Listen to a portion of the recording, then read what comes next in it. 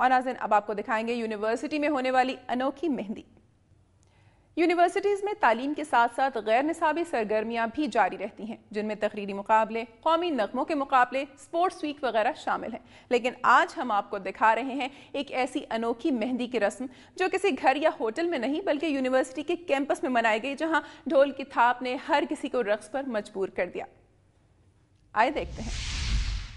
مہندی جیسا فنکشن تو عموماً گھروں یا ہوٹلوں میں منعقد کیا جاتا ہے، لیکن فیصل آباد میں تو اب مہندی کی تقریبات کے لیے ایک نیا طریقہ بھی سامنے آیا، جہاں نمل یونیورسٹی کے ایک پروفیسر عتیق الرحمان تو اپنے تعلیمی ادارے کی محبت کے اس قدر دلدادہ نکلے کہ مہندی کی تقریب یونیورسٹی میں منعقد کر ڈالی، جہاں کلاس روم کو تقریب گاہ میں تبدیل کر دیا اور پھر ڈھول کی تھاپ پر یونیورسٹی کے طالب علم اپنے استاد محترم کی شادی کی خوشی میں بھنگڑے ڈالتے، اور تو اور ان کو بھی ناچنا پڑا جن کا رقص سے دور تک کا واسطہ بھی نہیں۔ اس کے ساتھ ساتھ طالب علموں کو اپنے پروفیسر کی شادی کی خوشی کچھ مہنگی بھی پڑی، جہاں انہیں اس خوشی کے موقع پر اپنی جیب بھی ہلکی کرنا پڑی اور پروفیسر صاحب پر نوٹ بھی نچھاور کرنا پڑے۔ تاہم اس صورتحال میں سنجیدہ طالب علم پریشان ضرور ہیں کہ کہیں یہ رواج زور پکڑ گیا تو یونیورسٹی کیمپس کہیں شادی گھروں میں تبدیل نہ ہو جائے۔ ناظرین نصابی سرگرمیوں کے ساتھ ساتھ غیر نصابی سرگرمیاں بھی طلبہ کے لیے ضروری ہیں تاکہ انہیں تفریح کے مواقع بھی حاصل ہوں اور انہیں اپنی صلاحیتوں کا اظہار کرنے کا موقع بھی مل سکے۔ اس رپورٹ میں شادی کے موقع پر ہونے والی اہم اور رنگا رنگ رسم مہندی کو دکھایا گیا ہے، اور طلبہ کی دلچسپی اس بات کا ثبوت ہے کہ مہندی کی رسم کے بغیر شادی کا مزہ نہیں آتا۔ اور اب ایک نظر آتے ہیں صوبہ پنجاب کی چیدہ خبروں پر۔ گورنمنٹ ڈگری کالج برائے خواتین کی حالت زار پر دنیا نیوز کی خبر نشر ہونے پر وزیر اعلیٰ پنجاب کا سخت نوٹس۔ اسپیکر پنجاب اسمبلی حالت زار دیکھنے کے لیے کالج پہنچ گئے۔ رانا اقبال نے گورنمنٹ ڈگری کالج میں تقریب سے خطاب کرتے ہوئے کہا ہے کہ پنجاب حکومت تعلیم کے فروغ کے لیے بھرپور کردار ادا کر رہی ہے اور اس کے لیے 53 ارب روپے مخصوص کیے گئے ہیں۔ کالج میں فرنیچر، لیبارٹری، سپورٹس کا سامان، لیب کے لیے کتابیں، چار دیواری اور اسٹاف کی کمی کو فوری جلد پورا کیا جائے گا۔ انہوں نے بتایا کہ پھول نگر میں ترقیاتی کاموں پر کروڑوں روپے خرچ کر رہے ہیں۔ علاقے میں 20 بستر پر مشتمل اسپتال قائم کیا جائے گا، جبکہ ٹراما سینٹر کی منظوری بھی لے لی گئی ہے۔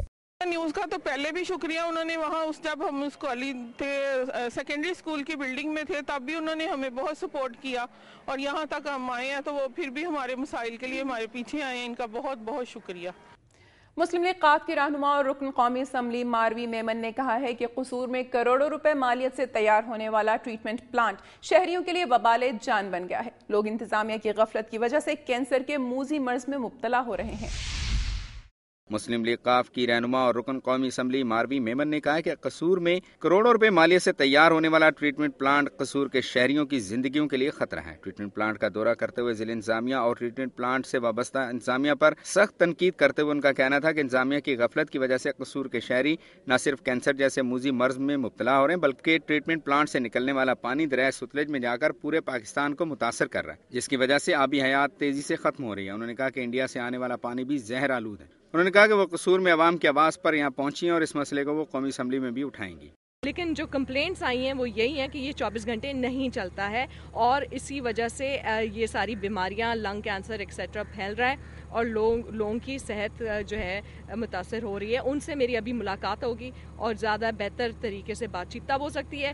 ان دا مین ٹائم ڈیفینیٹلی انویسٹیگیشن کی ضرورت ہے کیونکہ کمپلینٹس بہت آئی ہیں کہ اس کو 100% چلنا چاہیے۔ اگر یہ ویسے ہی پروجیکٹ ڈائریکٹر صاحب نے مانتے ہیں کہ 9000 کیپیسٹی ہے اس کی اور جتنا آ رہا ہے پولوٹیڈ پانی وہ 13000 ہے، تو ان اینی کیس جو ایکسیس 4 کا ہے 4000 کا وہ ویسے ہی جا رہا ہے انٹریٹڈ انٹو آر ریورز، اور جب انٹریٹڈ جاتا ہے ہمارے ریورز کے اندر تو وہ بہت بڑا ایک ایشو ہے اور پورا ملک اس سے متاثر ہوتا ہے۔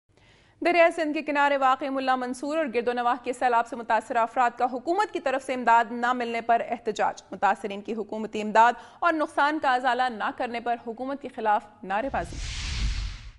سیلاب سے متاثرہ علاقے ملا منصور اور گرد و نواح کی رہائشیوں کا کہنا تھا کہ سیلاب سے گھر، فصلیں اور ٹیوب ویل تباہ ہو جانے سے ان کا لاکھوں روپے کا نقصان ہوا۔ جی ٹی روڈ پر سیلاب کی وجہ سے کشتیاں چلتی رہیں۔ حکومت کی طرف سے سیلاب زدگان کی امداد کے لیے سروے کے باوجود انہیں 1 روپیہ بھی ادا نہیں کیا گیا۔ منتخب نمائندوں کی جانب سے انہیں صرف تسلیاں ہی دی جاتی ہیں۔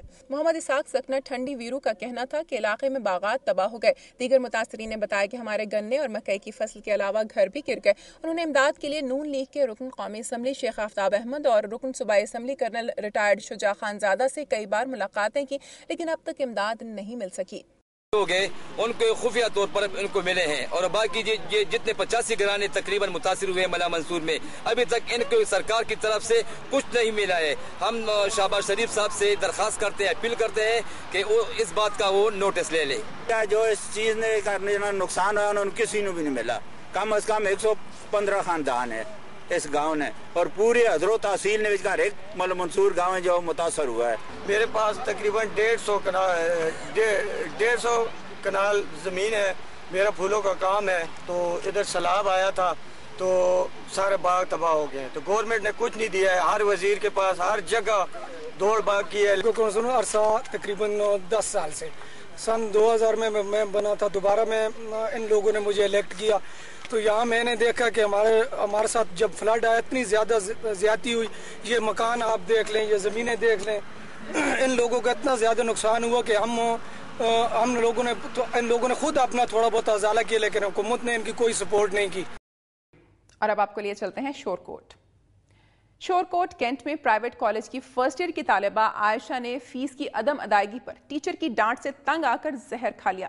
طالبہ کو بے ہوشی کی حالت میں ابتدائی طبی امداد کے لیے اسپتال پہنچایا گیا اور بروقت طبی امداد ملنے سے اس کی جان بچ گئی۔